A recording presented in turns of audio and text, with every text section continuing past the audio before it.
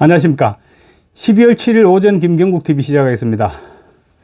가결이냐 부결이냐, 오늘은 윤석열 대통령은 물론이고 대한민국 전체의 운명이 걸린 날입니다. 탄핵안이 가결될 경우 이재명은 완전히 날개를 달게 될 것이고 가히 1인 독재 체제가 시작될 것입니다. 윤석열 대통령의 판단이 아무리 잘못됐다고 하더라도 이재명 체제 하에서 살아가는 것을 선택할 수는 없는 일입니다. 오늘 탄핵안 표결의 핵심이 바로 이 부분입니다. 오직 이 한 가지만 생각해야 될 것입니다. 윤석열 대통령이 시대에 동떨어진 판단에 화도 나고 짜증도 나죠. 그렇지만 그렇다고 이재명을 대통령 시킬 거냐, 이런 물음에 선뜻 호응하는 사람이 많지는 않습니다. 물론 민주당 지지자들이야 예외겠죠. 한동훈 대표가 어제 탄핵 찬성 입장으로 돌아서기는 했습니다. 그렇지만 아직 친한계 의원들까지 완전히 돌아선 것은 아닙니다. 그나마 국회의원들의 경우 탄핵 이후를 생각하지 않을 수 없을 것입니다. 지금 윤석열 대통령이나 한동훈 대표 그리고 국민의힘 의원들이 유일하게 생각해야 될 부분은 너무나도 간단합니다. 이재명의 입속에 대통령직을 쳐넣어 줄 것이냐, 바로 그 부분입니다. 이재명 대통령 만들기의 1등 공신이 되어 민주당의 이중대가 될 것이냐, 힘들지만 일단 시간을 벌어놓고 훗날을 도모할 것이냐, 이 두 가지 방안 중에 선택을 하는 것입니다. 이재명은 지금 8개 사건에 12개의 혐의로 무려 5개의 재판을 받고 있는 중대범죄 혐의자입니다. 그 가운데 선거법 위반 혐의는 1심에서 이미 징역 1년에 집행유예 2년의 중형을 선고받아서 내년 6월 정도면 의원직이 날아가고 피선거권 또한 박탈될 그런 상황입니다. 그런데 만약에 이번에 대통령이 탄핵된다면 사법부가 과연 눈치 보지 않고 판단을 할 수 있을까요? 조희대 대법원장이 강력하게 추진 중인 633 강행규정이 지켜질 수 있을까요? 제 개인적 생각으로는 굉장히 부정적입니다. 대통령이 탄핵되고 차기 대통령의 가장 유력한 사람에게 피선거권을 박탈시키기는 쉽지 않을 것입니다.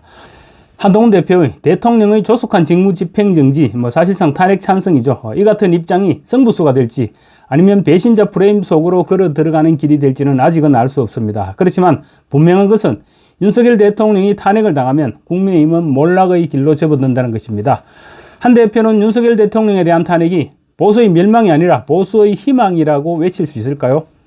그래야만 보수 진영의 이해를 구할 수 있을 것입니다. 그런데 한 대표에게 보수 지지자들이 흔쾌히 동의할 수 있는 보수 재건의 그런 그림이 지금 그려져 있을까요? 그렇지 않아도 지금 170석의 민주당이 모든 국정을 좌우하고 있는 상황입니다. 이런 상황에서 여당의 자리까지 내어주게 된다면 국민의힘은 그야말로 나락으로 떨어지게 될 것입니다. 윤 대통령이 이해할 수 없는 비상계엄 선포가 윤 대통령이 겨냥했던 종북 반국가 세력 대신 국민의힘을 붕괴시키게 될 것이라는 예상을 하기는 어렵지 않아 보입니다. 2016년에서 2017년 박근혜 대통령 탄핵 당시 보수 정당이던 새누리당이 맥을 못 추고 민주당에 끌려다녔던 전례만 봐도 확실합니다. 그리고는 무기력하게 대선에서 패배해서 천하에 무능한 문재인에게 대통령직을 던져줬습니다. 그렇게 된다면, 막상 상황이 그렇게 진행된다면 당원들은 누구를 원망할까요?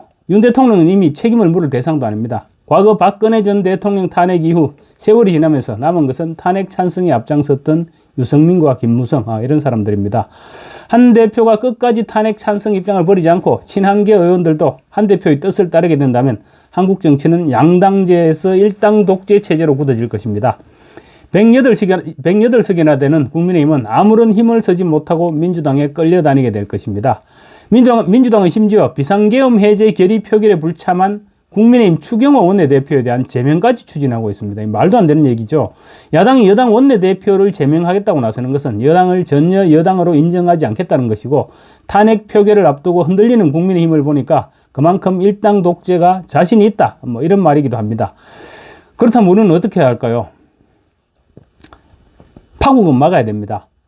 박근혜 전 대통령 탄핵 이후 무능한 문재인 정부가 들어서서 어떤 일이 벌어졌는지 생각해 봅시다. 그야말로 한 번도 경험해보지 못한 나라를 경험을 했었습니다. 부동산 가격은 2배로 폭등했고 내로남불이 여권 핵심부를 지배했습니다. 선민의식에 사로잡힌 민주당은 가히 부끄러움이 없어졌습니다. 서해 공무원 피살에도 침묵했고 아무 생각 없이 탈원전을 추진해서 원전 생태계를 붕괴시켜버렸습니다. 그리고 부동산 가격과 경제지표 등 온갖 통계들을 조작을 했습니다. 굳건하던 한미관계를 파탄으로 몰아넣고 대중굴욕 외교에 앞섰습니다. 이재명은 어떨까요? 그야말로 정치보복의 내로남불은 말할 것도 없고 자신을 수사하고 재판했던 검찰과 사법부에 대해 어떤 짓을 할지는 보지 않아도 알 수 있습니다. 자기 살기 위해 국가 기능을 완전히 절단을 내버리려 할 것입니다. 최소한 윤석열 탄핵이 이재명 부활이 되는 것만은 막아야 합니다. 다행히 어제 국민의힘 마라톤 의총에서도 탄핵 반대라는 당론은 바뀌지 않았습니다. 친한계 의원들이라고 탄핵을 찬성하는데 마음이 편할 리가 없습니다. 그렇다면 대통령이 탄핵을 반대할 수 있도록 대통령이 뭔가 명분을 만들어줘야 됩니다. 마침 지금 조금 있으면 윤 대통령이 대국민 담화를 통해 입장을 표명하겠다고 하니 일단 지켜볼 일입니다. 윤 대통령의 진솔한 사과와 대책 마련을 주문한 국민의힘 의원들에게 어젯밤 윤 대통령은 잘 알겠다, 의원들의 뜻이 무엇인지 잘 경청하고 고민하겠다고 답했다고 합니다. 아까도 말씀드렸지만 윤석열 대통령에게 실망한 보수층이 명심할 대원칙은 이재명 대통령 만들기는 절대 안 된다는 것입니다. 윤 대통령의 비상계엄 선포가 아무리 무모한 선택이었다고 하더라도 그렇다고 탄핵 트랙에 들어선다면 국민들이 얻는 것은 정의가 아니라 또 다른 불이일 것입니다. 온갖 범죄 혐의를 받고 있는 이재명이 순식간에 면죄부를 받고 대통령에 당선되는 그런 불행한 사태입니다. 절대로 있어서는 안 될 사태죠. 민주당과 이재명이 탄핵 정국을 조성해서 김민석이 얘기했던 것처럼 6개월 이내에 종북 좌파 정권을 탄생시키는 그런 비극을 막을 수 있는 사람은 이제 윤석열 대통령 한 사람밖에 없습니다. 윤 대통령의 대국민 담화가 발표되면 그때 다시 말씀드리겠습니다. 감사합니다.